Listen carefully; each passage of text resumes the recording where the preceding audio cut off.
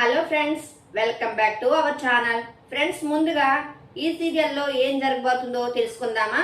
ఇక వీడియోలోకి వెళ్ళినట్లయితే విక్రమ్ రాధ కోసం ఎంతగానో వెతుకుతూ ఉంటాడు. ఇక రాధ ఎక్కడా కనిపించకపోవడంతో విక్రమ్ వెంటనే పోలీసులకు ఫోన్ చేసి, చూడండి, ఆ దుర్గాగాడు రాధను కిడ్నాప్ చేసి ఎక్కడికో తీసుకువెళ్తున్నాడు. ఎలాగైనా రాధను కనిపెట్టాలి. మీరు మాత్రం జాగ్రత్తగా ఉండాలి. ఎక్కడ ఎటువైపు ఏ వాహనం వస్తుందో, ఎటువైపు ఏ వాహనం వెళ్తుందో అందరినీ కూడా చూస్తూ ఉండండి. ఖచ్చితంగా ఎంక్వైరీ చేసిన తర్వాతే బయటకు పంపించాలి ఆ వాహనాన్ని అని విక్రమ్ అంటూ ఉంటాడు. అప్పుడు పోలీసులు సరే సార్ అని చెప్పి అనుకుంటూ ఉండగా ఇంతలోనే అంబులెన్స్ అటుగా వస్తూ ఉంటుంది. అది చూసిన పోలీసులు, సార్ అంబులెన్స్ వస్తుంది, అందులో కూడా చెక్ చేయమంటారా అనగానే అప్పుడు విక్రమ్, అదేంటి అలా మాట్లాడుతున్నారు? అంబులెన్స్ లో ఆ దుర్గాగాడు రాధను కిడ్నాప్ చేసి ఏమైనా తీసుకువెళ్తాడా? ఏం మాట్లాడుతున్నారు? వద్దు, వదిలేయండి. అంబులెన్స్ ని ఆపితే అందులో ఉన్న ప్రాణం ఎలా ఉంటుందో. వద్దొద్దు, రేపు రొద్దున మళ్ళీ ఇది ఒక న్యూసెన్స్ కింద అంటుంది అనేసి అనగానే సరే సార్ అని చెప్పేసి అయితే ఇక పక్కకు వెళ్తారు. ఇక ఇంతలోనే డ్రైవర్, సార్ ఇక్కడ పోలీసులు చాలా మంది ఉన్నారు అనగానే అప్పుడు దుర్గా, చూడు, అంబులెన్స్ ను ఆపకుండా స్ట్రైట్ గా వెళ్ళు. అంబులెన్స్ ఎవ్వరూ కూడా చెక్ చేయరు. ఎందుకంటే అంబులెన్స్ లో ఉన్నది ప్రాణాపాయ స్థితిలో ఉన్నారని పోలీసులు అనుకుంటారు. మన మీద ఎటువంటి డౌట్ రాదు. నువ్వేం కంగారు పడకు అని దుర్గా చెప్పగానే అప్పుడు డ్రైవర్ సరే సార్ అని చెప్పి ఇంకా స్పీడ్ గా వెళ్తూ ఉంటాడు. అలా వెళ్తూ ఉండగా విక్రమ్ అంబులెన్స్ వైపు చూస్తూ ఉంటాడు. ఇక అందులో నుంచి కొంచెం చీర చెంగు బయటకు కనిపించడంతో అది చూసిన విక్రమ్ ఆశ్చర్యంగా, ఇది ఎక్కడో చూసినట్టు అనిపిస్తుంది ఏంటి అని అనుకుంటూ ఆలోచిస్తూ ఉండగా ఇంతలో విక్రమ్కి ఒక ఆలోచన వస్తుంది. అవును, రాధ ఈరోజు అదే చీర కుట్టుకుంది, అదే కొంగు చీర అని చెప్పి వెంటనే విక్రమ్ పోలీసులతో అంటూ ఉంటాడు. వెంటనే ఆ అంబులెన్స్ ను ఫాలో అవ్వండి, ఆ దుర్గాగాడు రాధని అందులోనే కిడ్నాప్ చేసి తీసుకువెళ్తున్నాడు, వెళ్దాం పదండి అని చెప్పి ఇక విక్రమ్ పోలీసులతో చెప్పడంతో ఇక పోలీసులు అంబులెన్స్ ని ఫాలో చేస్తూ ఉంటారు. ఇక అది చూసిన డ్రైవర్, సార్ ఆ పోలీసులు మనల్ని ఫాలో చేస్తున్నారు, నాకు భయంగా ఉంది అనగానే అప్పుడు దుర్గా అంటాడు, చూడు, స్పీడ్ గా వెళ్ళు, వాళ్ళు మనల్ని పట్టుకోలేరులే అని చెప్పగానే ఇక అంతలోనే విక్రమ్ కూడా తన కార్ స్పీడు పెంచేసి ఇక అంబులెన్స్ ముందు ఆపుతాడు. అది చూసిన డ్రైవర్ ఒక్కసారిగా షాక్ అయిపోతాడు. సార్ నాకేమీ తెలియదు, ఇదంతా ఆ దుర్గాగాడి పనే అని డ్రైవర్ చెప్పి అక్కడి నుంచి పారిపోతాడు. ఇక దుర్గా వెంటనే డోరు ఓపెన్ చేసేటప్పటికల్లా అందులో రాధ చేతులు కట్టేసి ఉండడం చూసిన విక్రమ్ ఒక్కసారిగా షాక్ అయిపోతాడు. ఇక వెంటనే విక్రమ్ చాలా కోపంగా, రే దుర్గా, నన్నేం చెయ్యలేక రాధను కిడ్నాప్ చేసి తీసుకువెళ్తున్నావా? ఎంత ధైర్యం రా నీకు అని చెప్పి ఇక విక్రమ్ వెంటనే దుర్గా కాలర్ పట్టుకుని కిందకి లాగేస్తాడు. ఇక అది చూసిన దుర్గా, చూడు విక్రమ్, నీకు ముందు నుంచి చెప్తూనే ఉన్నాను, రాధ నాది, నా సొంతం. నేను చదువుకున్నప్పటి నుండి రాధని ప్రాణం కంటే ఎక్కువగా ప్రేమిస్తున్నాను, పెళ్లి చేసుకోవాలనుకున్నాను. అలాంటి రాధని నువ్వు పెళ్లి చేసుకుని సొంతం చేసుకుంటే నేను ఎలా చూస్తూ ఊరుకుంటాననుకున్నావు? చూడు, నన్ను ఏదైనా చేస్తే నేను రాధని ప్రాణాలతో ఉంచును, నాతో పాటు రాధను కూడా తీసుకువెళ్ళిపోతాను అని చెప్పి దుర్గా అనగానే ఆ మాటలు విన్న విక్రమ్ చాలా కోపంతో, ఏంట్రా బెదిరిస్తున్నావా? నువ్వంటే ఇష్టం లేదు రాధకి, అలాంటప్పుడు ఎందుకురా రాధని అలా బలవంతం చేస్తున్నావు, తన జీవితాన్ని నాశనం చేస్తున్నావు అని విక్రమ్ దుర్గాని కొడతాడు. ఇది చూసిన దుర్గా, నన్ను కొడతావా? నన్ను ఎంత కొట్టినా ఏం చేసినా నేను రాధను మాత్రం వదిలే ప్రసక్తే లేదు అంటూ ఉంటాడు. ఇక ఇది విన్న విక్రమ్ అయితే కనుక చాలా కోపంగా వెంటనే తన లాఠీ తీసి దుర్గాని కొడుతూ ఉండగా ఇంతలోనే దుర్గా విక్రమ్ దగ్గరున్న తన రివాల్వర్ ని లాక్కుంటాడు. ఇక అది చూసిన విక్రమ్ రాధ ఒక్కసారిగా సాకైపోయి చూస్తూ ఉంటారు. ఇక విక్రమ్, రే దుర్గా, ఆ రివాల్వర్ లో బుల్లెట్లు ఉన్నాయి, ఏదైనా అయితే ప్రాణాలకే ప్రమాదం, మర్యాదగా చెప్తున్నాను, ఆ రివాల్వర్ ని ఇటివ్వు అని విక్రమ్ అంటూ ఉంటే అప్పుడు దుర్గా, చూడు విక్రమ్, నీకు ప్రాణం అంటే భయమేమో, కానీ నాకు ప్రాణం అంటే భయం లేదు. ఎందుకంటే నా ప్రాణం రాధ దగ్గర ఉంది.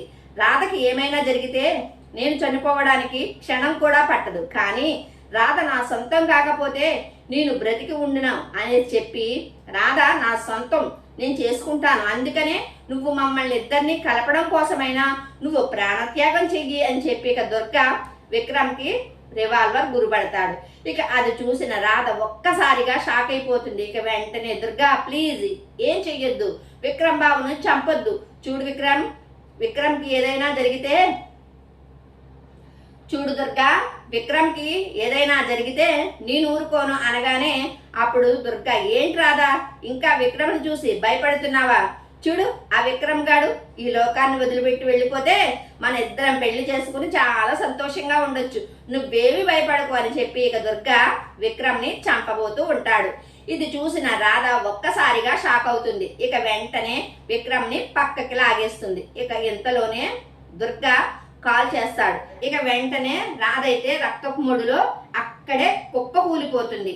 ఇక అది చూసిన విక్రమ్ స్టన్ అయిపోయి చూస్తూ ఉంటాడు. రాధా రాధా ఏం జరిగింది రాధా లే అని అంటూ ఉన్నా ఇక రాధ మాత్రం సృహ కోల్పోయి అక్కడే పడిపోతుంది. ఇక వెంటనే విక్రమ్ చూడండి వీడిని అరెస్ట్ చేసి జైల్లో పడేయండి అని చెప్పి అనగానే ఇక వెంటనే కానిస్టేబుల్ ఆ దుర్గాని అరెస్ట్ చేసి అక్కడి నుంచి తీసుకువెళ్తాడు. ఇక విక్రమ్ మాత్రం రాధను తీసుకుని హాస్పిటల్కి వెళ్తాడు. ఇక అక్కడికి వెళ్ళి డాక్టర్ ఎలాగైనా నా భార్య ప్రాణాలు కాపాడండి అని అంటూ ఉంటే అప్పుడు డాక్టర్ సార్ మీరేం బాధపడకండి, మీరు కాస్త ఆగండి అని చెప్పి ఇక వెంటనే డాక్టర్ రాధను తీసుకుని ఐసీయూలోకి వెళ్ళి ట్రీట్మెంట్ చేస్తూ ఉంటాడు. ఇక అది చూసిన విక్రమ్ అయితే చాలా బాధపడుతూ ఉంటాడు. ఇదంతా నా వల్లే ఈరోజు రాధకి ఇలా జరిగింది. ఆ దుర్గా విషయంలో రాధని నేను అనుమానించాను, బాధ పెట్టాను, ఆ బాధ వల్లే ఇంట్లోంచి వెళ్ళిపోయింది.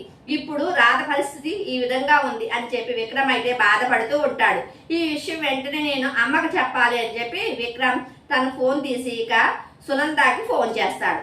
విక్రమ్ నుండి ఫోన్ రావడంతో సునంద ఫోన్ తీసి ఒరే విక్రమ్ రాధ కనిపించిందా, ఇంటికి తీసుకువస్తున్నావా అని అంటూ ఉంటే అప్పుడు విక్రమ్ బాధపడుతూ లేదమ్మా రాధ కనిపించింది కానీ రాధకి ప్రమాదం జరిగింది, అందుకనే తనని హాస్పిటల్లో అడ్మిట్ చేశాను, ఇప్పుడు హాస్పిటల్లోనే ఉన్నాను, వెంటనే నువ్వు ఈ విషయం రాధ వాళ్ళ అమ్మకి చెప్పి తనని కూడా తీసుకుని ఇక్కడికి రా అమ్మా అని విక్రమ్ అనగానే సునంద సరేరా వెంటనే వచ్చేస్తున్నా అని చెప్పి నందగోపాల్ ఇద్దరు కూడా పద్మ దగ్గరికి వెళ్ళి ఇక రాధ గురించి అన్ని నిజాలు పద్మకు చెప్తారు. దాంతో పద్మ చాలా బాధపడుతుంది. ఏంటి నా కూతురికి ఇలా కావడం ఏమిటి, ఇదంతా మీ వల్లే నా కూతురు ఈ రోజు ఈ పరిస్థితుల్లో ఉంది, నా కూతురికి ఏదైనా జరిగితే నేను ప్రాణాలతో ఉండను అని చెప్పేసి పద్మమ్మ అనగానే అప్పుడు సునంద చూడు పద్మమ్మ నువ్వేం కంగారు పడకు, రాధ నా కోడలు, తనకు ఏదైనా జరిగినా మేం కూడా ప్రాణాలతో ఉండం, పద వెళ్దాం అని చెప్పి ఇక సునంద నందగోపాల్ పద్మ ముగ్గురు కూడా ఇక హాస్పిటల్లో ఉన్న రాధ దగ్గరికి వెళ్తారు. ఇక ఇది చూసిన విక్రమ్ చాలా బాధపడుతూ ఉంటాడు. ఇక వెంటనే రా పద్మమ్మ ఏంటి బాబు ఏం జరిగింది, నా కూతురికి ఈ పరిస్థితి రావడం ఏమిటి అనగానే అప్పుడు విక్రమ్ చూడండి ఆ దుర్గాగాడు రాధను కిడ్నాప్ చేశాడు, ఎలాగైనా రాధను కాపాడి తీసుకురావాలని వెళ్ళాను, కానీ ఆ పెరుగులాటలో ఆ దుర్గాగాడు నా ప్రాణాలు తీయబోయాడు, ఇంతలోనే రాధ నా ప్రాణాలు కాపాడి తన ప్రాణాలను అడ్డుపెట్టింది అని చెప్పగానే ఇక పద్మమ్మ ఒక్కసారిగా షాక్ అయిపోయి అలా చూస్తూ ఉంటుంది. ఏంటి ఆ దుర్గాగాడు మళ్ళీ అక్కడికి వచ్చాడా, ఈ విషయం నాతో ఎందుకు చెప్పలేదు అని పద్మ అంటూ ఉంటే అప్పుడు విక్రమ్ ఏంటమ్మా ఏం జరిగింది అసలు అనగానే ఇక పద్మ దుర్గా గురించి అసలు నిజాలు మొత్తం విక్రమ్తో చెప్తుంది. అది విన్న సునంద నందగోపాల్ విక్రమ్ ఒక్కసారే షాక్ అయిపోయి చూస్తూ ఉంటారు. ఇక సునంద చూసావా విక్రమ్ నేను చెప్తూనే ఉన్నాను రాధ గురించి, దమయంతి ప్రియ ఎంత తప్పుగా మాట్లాడారు చూసావు కదా, ఇప్పుడు నిజం తెలిసిందా, ఎలాగైనా రాధను కాపాడి ఇంటికి తీసుకువెళ్ళి ఆ దమయంతికి ప్రియాకి బుద్ధి చెప్పాలి, ఇక రాధ గురించి తప్పుగా మాట్లాడే అవకాశం వాళ్ళకి ఇవ్వవద్దు అని సునంద అనగానే ఇక ఆ మాటలు విన్న విక్రమ్ సరేనమ్మా అని చెప్పి అంటూ ఉంటాడు. ఇంతలోనే డాక్టర్ బయటకు వస్తాడు. డాక్టర్ని చూసి విక్రమ్ డాక్టర్ ఇప్పుడు నా భార్యకు ఎలా ఉంది, తన ప్రాణాలకు ఎటువంటి ప్రమాదం లేదు కదా అని అంటూ ఉంటే ఇక డాక్టర్ మాత్రం చూడండి తనకు బ్లడ్ చాలా పోయింది, వెంటనే తనకి బ్లడ్ ఎక్కించాలి అని చెప్పగానే విక్రమ్ షాక్ అయిపోయి చూస్తూ ఉంటాడు. ఇక వెంటనే చూడండి డాక్టర్ వెంటనే తీసుకువస్తాను అని చెప్పి ఇక విక్రమ్ బ్లడ్ బ్యాంక్కి వెళ్ళి బ్లడ్ అడుగుతూ ఉంటాడు. అక్కడ బ్లడ్ దొరకకపోవడంతో విక్రమ్ చాలా బాధపడుతూ ఉంటే డాక్టర్ దొరకట్లేదు అనగానే ఇక డాక్టర్ ఎలా సారి ఇప్పుడు అర్జెంటుగా తనకు బ్లడ్ ఎక్కించాలి అనడంతో ఇక వెంటనే విక్రమ్ డాక్టర్ నాది కూడా అదే బ్లడ్ గ్రూప్, వెంటనే నేను రాధకి బ్లడ్ ఇస్తాను అని చెప్పడంతో ఇక డాక్టర్ సరేనండి అని చెప్పి విక్రమ్ లోపలికి తీసుకువెళ్తాడు. ఇక విక్రమ్ రాధకి బ్లడ్ ఇస్తాడు. కాసేపటి తర్వాత డాక్టర్ బయటకు వచ్చి, చూడండి పేషెంట్కి కాసేపటి తర్వాత స్పృహలోకి వస్తుంది, మీరు వెళ్ళి మాట్లాడవచ్చు, తన ప్రాణాలకి ఎటువంటి ప్రమాదము లేదు అని చెప్పగానే ఇక అందరూ కూడా సంతోషపడుతూ ఉంటారు. ఇక ఇంతలోనే రాధ స్పృహలోకి వస్తుంది.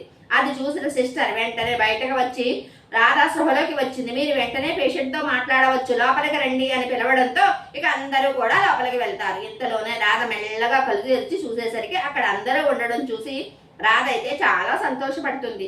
నాకు ఏం జరిగింది అని అంటూ ఉంటే అప్పుడు విక్రమ్, రాధ తర్వాత చెప్తాను, ముందు ఇప్పుడు నీకు ఎలా ఉందో చెప్పు అనగానే అప్పుడు రాధ, పర్వాలేదు విక్రమ్ అనగానే ఇక అందరూ కూడా చాలా బాధపడుతూ ఉంటారు. ఇక రాధ మాత్రం, ఎందుకండి అంత బాధపడుతున్నారు, ఇది నా జీవితం, నా ఇష్టం, నా జీవితంలో మీకు ఎలాంటి సంబంధమూ లేదు, అమ్మ మనం ఇంటికి వెళ్ళిపోదాం పద అని రాధ అనగానే ఆ మాటలు విన్న విక్రమ్ చాలా బాధపడుతూ ఉంటాడు. ఏంటి రాధ, నేను అన్న మాటలు నాకే రివర్స్ చెప్తున్నావా, చూడు ఏదో కోపంలో దుర్గా విషయంలో నిన్ను అనుమానించాను, అంతేగాని ఆ దుర్గా ఎలాంటి వాడో ఇప్పటికైనా అర్థం చేసుకున్నాను, నన్ను క్షమించి రాధా అనగానే అప్పుడు రాధా, సరే కానీ నీకు ఒక విషయం గురించి నీతో మాట్లాడాలి, ఒంటరిగా మాట్లాడాలి అనగానే అప్పుడు అందరూ కూడా బయటకు వెళ్తారు. ఇక రాధ మాత్రం, చూడు మా నాన్నని 30వ తారీఖు వరకు బయటకు తీసుకువస్తానని నాకు మాట ఇచ్చావు, చూడు 30వ తారీఖు వరకు మా నాన్నని బయటకు తీసుకురాకపోతే ఆ క్షణమే నేను అగ్రిమెంట్ చించేసి ఇంట్లోంచి వెళ్ళిపోతాను, గుర్తుపెట్టుకో అనగానే ఇక విక్రమ్ చాలా బాధపడుతూ, ఏంటి రాధా ఇప్పుడు నీ ఆరోగ్యం బాగోలేదు, రెస్ట్ తీసుకో, ఇప్పుడు అవన్నీ మాట్లాడే సమయం కాదు కదా పద అనగానే ఇక ఇంతలోనే డాక్టర్ వచ్చి, చూడండి విక్రమ్ గారు, కాసేపటి తర్వాత మీరు రాధను తీసుకువెళ్ళవచ్చు అనేసరికి ఇక విక్రమ్ అందరూ కూడా సంతోషపడుతూ ఉంటారు. ఇక కాసేపటి తర్వాత విక్రమ్ రాధను తీసుకుని ఇంటికి వెళ్తాడు. అది చూసిన దమయంతి ప్రియ ఒక్కసారి షాక్ అయిపోయి చూస్తూ ఉంటారు. అది చూసిన రామచంద్రయ్య, రే విక్రమ్ ఏం జరిగిందిరా, రాధకి ఏమయ్యింది, ఏంటి పరిస్థితి అంటూ ఉంటే అప్పుడు విక్రమ్ అంటూ ఉంటాడు, మావయ్య లోపలికి వెళ్ళాక అన్ని వివరంగా చెప్తాను, వెళ్ళనివ్వండి అని విక్రమ్ రాధని తీసుకుని లోపలికి వెళ్తూ ఉంటే అది చూసిన దమయంతి, విక్రమ్ ఆగు, ఎక్కడికి దానిని తీసుకువెళ్తున్నావు అనగానే అప్పుడు విక్రమ్, ఏంటత్తా అలా మాట్లాడుతున్నావేటి, రాధ నా భార్య అనగానే అప్పుడు దమయంతి, ఏంట్రా ఏం మాట్లాడుతున్నావో నీకైనా అర్థమవుతుందా, రాధ నీ భార్యే, కానీ నిన్ను మోసం చేసి ఆ దుర్గాగాడితో లేచిపోయింది, అలాంటి నీచమైన పని చేసిన దానిని మళ్ళీ ఇంట్లోకి తీసుకువస్తావా, మన పరుగు ప్రతిష్ట ఏం కావాలి అని దమయంతి అనగానే అప్పుడు విక్రమ్ మాత్రం, చూడత్తా ఇంకా 3 రోజుల టైం ఉంది, రాధ ఏ తప్పు చెయ్యలేదని నిరూపించడానికి, అంతవరకు మీరు రాధ విషయంలో కలగజేసుకోవడం నాకు నచ్చడం లేదు అని విక్రమ్ అనగానే అప్పుడు దమయంతి కోపంగా, ఏంటి బావగారు మీరేమీ మాట్లాడారేంటి, ఆ రాధని మళ్ళీ విక్రమ్ ఇంటికి తీసుకువచ్చాడు, పరువు ప్రతిష్ట ఏం కావాలి ఈ ఇంటివి, మీరనే చెప్పొచ్చు కదా అని దమయంతి అంటూ ఉంటే అప్పుడు రామచంద్రయ్య, చూడు దమయంతి ఇంకా నిజం నిరూపించడానికి 3 రోజులు గడువు ఉంది, ఆ గడువు పూర్తయిన తర్వాత రాధను ఇంట్లోంచి పంపించేయొచ్చు, కానీ అంతవరకు రాధ గురించి తప్పుగా తనని ఎవరైనా అన్నా బాధపట్టాలని చూసినా నేను ఊరుకోను అనగానే అప్పుడు దమయంతి, ఏంటి బావగారు రాధ ఏదో మీ సొంత కూతురైనట్టు తన మీద అంత ప్రేమ చూపిస్తున్నారు అనగానే అప్పుడు రామచంద్రయ్య అంటూ ఉంటాడు, ఏ ఆడపిల్లైనా ఎవరికైనా ఆడపిల్లే, కానీ తన క్యారెక్టర్ గురించి ఏ నిజం తెలియకుండానే అవమానించకూడదు, బాధ పెట్టకూడదు అని చెప్పి రామచంద్రయ్య అంటూ ఉంటాడు. రే విక్రమ్ రాధను లోపలికి తీసుకువెళ్ళు అంటాడు. ఇక వెంటనే విక్రమ్ రాధను లోపలికి తీసుకువెళ్తాడు. అది చూసిన ప్రియ కోపంతో రగిలిపోతూ, ఏంటి మమ్మీ ఈ రోజు ఉదయమే కదా ఆ రాధ వెళ్ళిపోయింది, నా జీవితం బావతో కలిసి సంతోషంగా ఉంటుందని నేను ఎంతో ఆశపడ్డాను, బావ ఆ రాధను కాపాడి తీసుకువచ్చి మళ్ళీ తన భార్యగా ఈ ఇంట్లోనే ఉంచాడు, ఇక నాకు బావతో పెళ్లి కాదని నాకు అర్థమైపోయింది, ఇక ఆ రాధ నా జీవితాన్ని నాశనం చేసింది అని ప్రియ కోపంగా రూమ్ లోకి వెళ్ళిపోతుంది. అది చూసిన దమయంతి, చూడు ప్రియ, ఆ రాధ మళ్ళీ ఈ ఇంట్లో అడుగు పెట్టినా కూడా 3 రోజుల తర్వాత ఆ దుర్గాగాడి నిజస్వరూపం నిరూపించలేకపోతే నా చేతులతోనే దాన్ని మెడ పట్టుకుని బయటకు గెంటేస్తాను. నువ్వేమీ బాధపడకమ్మా అని దమయంతి అంటుంది. అప్పుడు ప్రియ, చూడు మమ్మీ, ఈ మాట బావ పెళ్ళైన దగ్గర నుంచి చెప్తూనే ఉన్నావు, కానీ ఆ రాధ బయటకు వెళ్ళను లేదు, బావకి నన్నిచ్చి పెళ్లి చెయ్యను లేదు, నాకు నమ్మకం పోయిందమ్మా అని ప్రియ చాలా బాధపడుతూ ఉంటుంది. ఇక అది చూసిన దమయంతి, రాధా, నా కూతుర్ని కన్నీళ్లు పట్టిస్తావా? చూస్తా, మళ్ళీ నువ్వు ఇంట్లో ఎలా ఉంటావో చూస్తా అని చెప్పేసి దమయంతి అనుకుంటూ ఉంటుంది. ఇక ఇదలా ఉండగా రామచంద్రయ్య రాధ దగ్గరికి వెళ్ళి, ఏంటమ్మా అసలు నువ్వు ఇల్లు వదిలి ఎందుకు బయటికి వెళ్ళావు? ఎవరితో చెప్పకుండా ఎక్కడికి వెళ్ళవద్దని చెప్పాం కదా, కానీ నువ్వు మళ్ళీ ఇలా వెళ్ళావు అని రామచంద్రయ్య అంటూ ఉంటే అప్పుడు రాధ కన్నీళ్లు పెట్టుకుంటూ ఉంటుంది. ఇక వెంటనే విక్రమ్, మామయ్య, నేనే రాధని ఆ దుర్గ విషయంలో అనుమానించాను, బాధ పెట్టాను, నా మాటలు భరించలేక ఇంట్లో నుండి వెళ్ళిపోయింది మామయ్య అని విక్రమ్ అనగానే ఆ మాటలు విన్న రామచంద్రయ్యకు చాలా కోపం వస్తుంది. వెంటనే విక్రమ్ చెంప పగలగొడతాడు. చూడు, రాధ ఎలాంటిదో నాకు తెలుసు, కానీ రాధ గురించి ఇంకొకసారి తప్పుగా మాట్లాడావంటే నువ్వు అల్లుడు అని చూడను, నీ ప్రాణం తీస్తాను అని చెప్పి రామచంద్రయ్య విక్రమ్ కి వార్నింగ్ ఇస్తాడు. ఇక అది చూసిన విక్రమ్ వెంటనే రాధ చేతులు పట్టుకుని, రాధా, నన్ను క్షమించు, నేను వాడి విషయంలో నిన్ను తప్పుగా అర్థం చేసుకున్నాను, ఇక ఎప్పుడు ఇలా చెయ్యను అని చెప్పేసి విక్రమ్ రాధని క్షమాపణ అడుగుతాడు.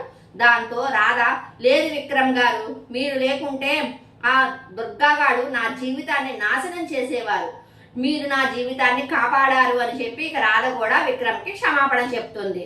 ఇక ఆ మాటలు విన్న పద్మమ్మ, చూడు బాబు, మేము డబ్బుకు పేదవాళ్ళమే కానీ గుణానికి కాదు, మాకు డబ్బు లేకపోయినా పర్వాలేదు కానీ పరువే ప్రాణంగా బ్రతుకుతాము, ప్రాణం పోయిన తర్వాత, పరువు పోయిన తర్వాత ప్రాణంతో ఉండము అని చెప్పి రాధమ్మ అంటూ ఉంటే అప్పుడు విక్రమ్, సారీ అండి, నా వల్లే రాధ బాధపడింది, నన్ను క్షమించండి అని విక్రమ్ అంటాడు. అప్పుడు సునంద, ఒరే విక్రమ్, ఇక కలలో కూడా నువ్వు రాధని అనుమానించవద్దు, అవమానించవద్దు, బాధ పెట్టవద్దు అని సునంద అనగానే అప్పుడు విక్రమ్, సరే మమ్మీ అని చెప్పి ఇక అంటూ ఉంటాడు.